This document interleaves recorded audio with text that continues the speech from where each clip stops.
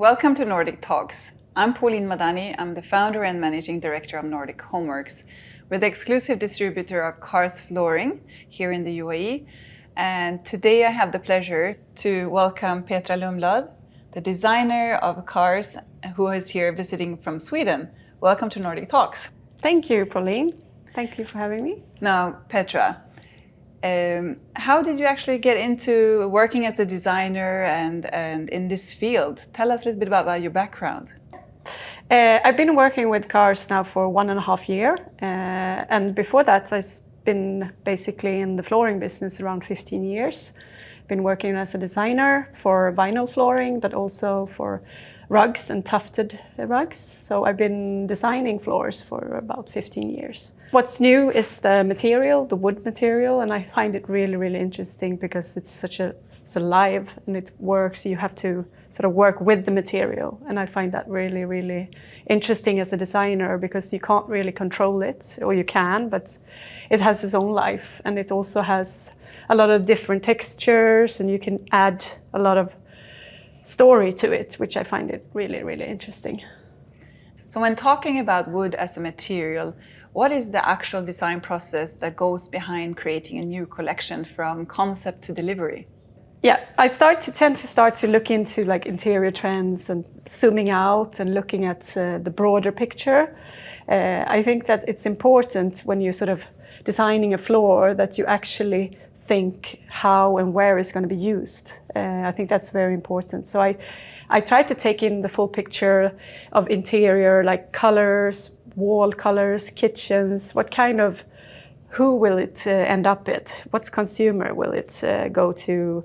Is it residential? Is it a project? Depending on all these kind of things. And I try to take in as much of this information as possible and then do research like furniture, what's out there basically. So because the flooring will go into this sort of, this environment. And I do a lot of research in colors. I think that color is really important. I think that's sort of when you choose something, if you choose it by color or you choose it by some feeling or something. Mm-hmm. So that's a very important part of it. And with trying to gather material, I think it's very interesting to have actual physical material of a color. I love to sort of collect things, and if you want to have like a wood piece or stone, or just to have that natural piece, so you can put that into a color on the floor. Mm-hmm. And then also you're starting to collect this kind of thought of the color range, and then sort of you go into thinking about the floors and selecting what colors are going into the actual floors. And sometimes you want them to be natural looking collection, or you want to add some boldness and do something creative about it. So it depends on what kind of floors. Mm.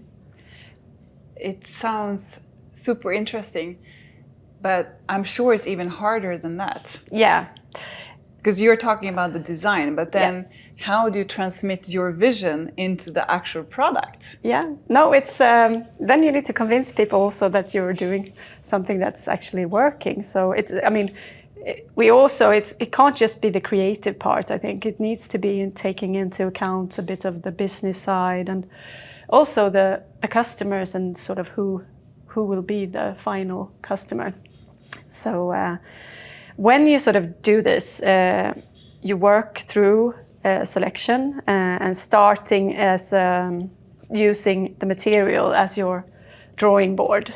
We have a place where we can do all our dyes. It's like a lab where you can mix the dyes. So you try to get this perfect nuance of a color, and then you need to take it back into our factory to actually produce it into a production. So it's like the creative side behind it. It's really creative, but then you need to take it into production process as well. So you need to sort of face and put these two together.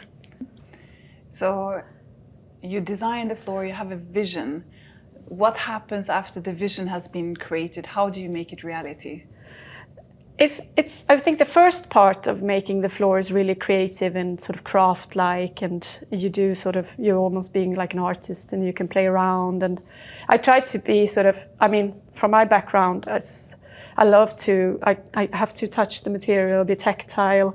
I also love just doing things to the floor myself, and then I can hand it over to a technician who will sort of interpret what I've done. If it's like a color or something that I've collected.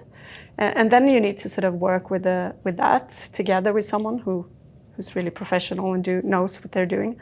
And then you can do a lot of different surface treatments for a floor, for example, brushed, or you can enhance it, or you can downsize it, or you can do a lot of things with it, depending on what look you want. But I think the important part is finding someone who can translate your vision into reality. So that's, and I think that's why it's so important with skill and heritage, and that people know what they're doing. So I think that's a very good, I mean, from where we have our factory in Nybro, people have been working for a long time and they really know their skill and everything. So that's the perfect combination. And how long does it actually take to design a new collection? It depends, but I think the designing is one part, and then it's going into making it real, into production, produce it. But I would say that from the first brief, or from the initial thought when we say go ahead on a project, it takes at least 1 year, I would say, just to make sure that everything, works in production and it's secured for that. So it takes a lot of time. Well, that is amazing. What a long process, so much thought behind a collection. So now we're in 2023. How do you see the trends? Can you describe a little bit what are the trends in general for interior design?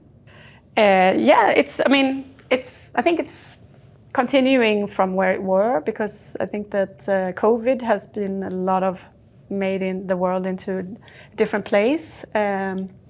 And I think that trends are being, you're so sort of, it's a digitized society, but people also trying to be more, off grid, or trying to be like disconnected. So it's two different worlds, I would say. So I think the trends is going, it's so much more into this digitized